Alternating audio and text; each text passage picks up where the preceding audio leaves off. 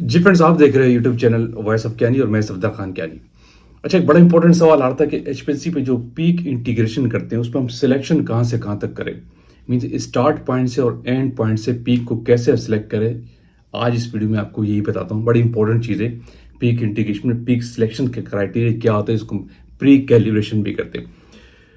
तो देखिए, ये बड़ी इंपॉर्टेंट चीज़ है। इंटीग्रेशन का जो एचपीएलसी के अंदर सेक्शन है, मेरी बेताशा वीडियो अवेलेबल है, बहुत क्रिटिकल है। आपको जब तक सॉफ्टवेयर की हैंडलिंग का नहीं पता है तो इंटीग्रेशन नहीं किया करें। मैं साफ एनालिस्ट को कहता हूँ पहले प्रॉपरली ट्रेनिंग रहे, क्योंकि ये ऑडिट ट्रायल का पार्ट है। अगर कोई ऐसी एक्टिविटी करते हैं हैकी बैकी या ओवर राइटिंग कुछ और कर दिया, वो सब ऑडिट ट्रायल में आ रहा होता है। एचपीएलसी को आप बटन प्रेस करते तो ऑन करते, वो भी ऑडिट ट्रायल में आ जाता है। तो जो प्री कैलिब्रेशन का क्राइटेरिया इसमें वेरी सिंपल है। जो स्टार्ट से पीक एंड हो रही थी, फ्रंटिंग से टेलिंग तक, उससे 1 मिनट पहले आप पीक ले लेते हैं। उस जगह को एरिया को आप प्री कैलिब्रेट करते हैं, वो ऑटोमेटिकली सिस्टम वहां से वहां तक का आपको एरिया दिखा रहा होता है। लेकिन इसलिए कंडीशन ये है कि आपकी बेस लाइन को एक्स्ट्रा नॉइज है, पीक नहीं आनी चाहिए, वरना वो भी उस एरिया के अंदर आएगी। समझ रहे? अगर कोई एक्स्ट्रा पीक आपने वहां से पहले प्री कैलिब्रेशन पीक सेलेक्ट कर ली तो वो भी इस एरिया के अंदर आ जाती है। लेकिन it's not very very tough, बहुत आसान है और सॉफ्टवेयर इसको ऑटोमेटिकली लेता है। लेकिन लेने के बाद अगर उसने बहुत ज़्यादा एरिया ले लिए तो आप थ्रू मैनुअली वहाँ पे स्टार्ट और एंड टाइम भी पुट कर सकते हो, ताकि पीक ऑटोमेटिकली उस जगह से आते। फॉर एग्जाम्पल, आपने इतने एरिया पे पीक सेलेक्ट किए और आप टाइम दे दे इतने एरिया का, तो पीक ये सिलेक्टेड से यहाँ आ जाएगी, ये एरिया ले लेगी। इसका बड़ा क्राइटेरिया सॉफ्टवेयर के अंदर और बहुत आसानी से आप करते हैं, लेकिन आपको इसका कंसेप्ट पता हो। लेकिन मैं कुछ पीक शेप्स हैं आपको वर्क करके दिखाता हूँ, कैसे आपको पेपर में बताता हूँ कि कैसे आपको इसको यहाँ से यहाँ सेलेक्ट करनी चाहिए, और अगर ऐसी पीक हो तो आपको कैसे सेलेक्ट करना चाहिए, इसका क्या क्राइटेरिया। तो चलते थोड़ा पेपर वर्क के, ताकि आपको और कंसेप्ट क्लियर हो जाए कि प्री कैलिब्रेशन पीक सिलेक्शन करते कैसे। अच्छा, फिर मैं अब आपको कुछ पीक शेप दिखाता हूँ कि आपको उसको किस तरीके से इंटीग्रेट करना है, कैसे आपको उसको प्री कैलिब्रेशन करते हैं। इसको पीक सिलेक्शन कहते हैं। स्टार्ट और एंड पॉइंट कहाँ से ले, क्योंकि इस पे बहुत सवाल थे। लेट सपोज ये आपकी पीक कुछ ऐसे आई है, ये आपकी बेस लाइन चल रही है, ठीक है, और आपकी पीक इस पे ऐसे आई है और ये आपकी पीक चलेगी। अब इसको आप इंटीग्रेशन में सेलेक्ट कैसे करेंगे? जो आप थ्रू कर्सर सेलेक्ट करते हैं, तो आप ऐसे इस एरिया को ले लेंगे। डेफिनेटली ये एरिया आप सेलेक्ट कर लेंगे, ठीक है। तो ये आपका सिस्टम ले लेता है। इतना थोड़ा सा पहले 1 मिनट पहले ले लेंगे। लेकिन अगर आप इस पे लेने के बाद लेट सपोज ये टाइम था 5 मिनट और ये टाइम था 9 मिनट, तो अगर आपने सॉफ्टवेयर के अंदर सेलेक्ट करने के बाद अगर आपने टाइम दे दिया 5.2 और यहाँ पे दे दिया 8.9, तो ये पीक ऑटोमेटिकली यहाँ से और यहाँ से कट कर देगा। ये सॉफ्टवेयर के अंदर ऑप्शन होता है। जब आप प्री कैलिब्रेशन, बेशक आप इतना बड़ा एरिया भी ले लें, अगर आप इतना बड़ा एरिया भी ले लेते हैं और फिर वहाँ पर टाइम दे देंगे, तो वो ऑटोमेटिकली जितना टाइम देंगे, आपको पता हो कि पीक का स्टार्ट टाइम क्या और एंड टाइम क्या, वो ऑटोमेटिकली वो वाली जगह ले लेता है। इसलिए इसमें कंडीशन ये होती है, कोई पीक से पहले कोई आपकी नॉइज़ नहीं होनी चाहिए। मिसाल के तौर पर अगर आपके पास कोई ऐसी पीक आ रही है, कोई ऐसी जगह आ रही है, लेट सपोज जैसे ये पीक आ रही है, यहाँ पे कोई हल्की सी नॉइजिंग भी आई है, और फिर आपकी ये पीक ऐसे सेलेक्ट होकर जा रही है, ठीक है, ये आपकी पीक ऐसे गई है। अगर आपके पास पीक में कुछ ऐसी चीज़ है, तो अगर आप इसको प्री कैलिब्रेशन में ये एरिया ले लेते हैं,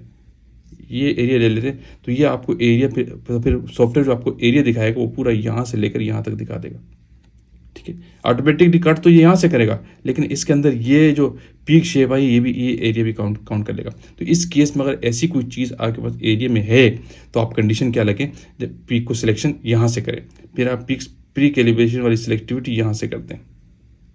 ये आपकी प्री कैलिब्रेशन के अंदर नहीं आना चाहिए, ठीक है। और अगर आपने ये प्री कैलिब्रेशन अंदर ले भी लिया और फिर इसी तरीके से आपने टाइम दे दिया यहाँ से यहाँ तक का टाइम दे दिया सॉफ्टवेयर के अंदर, अगर ये से लेट सपोज 5.2 मिनट पे था और ये लेट सपोज 5 मिनट पे वाली जगह आ रही थी, ठीक है, और ये आपका pre calibration let suppose 8.9 minute था। इस मिनट की बात बता रहा हूँ। जब आप ये टाइम देंगे तो ये ऑटोमेटिकली यहाँ से काट लेगा, ये जगह ले लेगा। इसी तरह आपको इसी तरीके से इस सॉफ्टवेयर का आप चाह रहे कि एक पीक शेप और आपको बताते हो, अगर आपके पास ऐसी पीक शेप आई है तो कैसे करेंगे।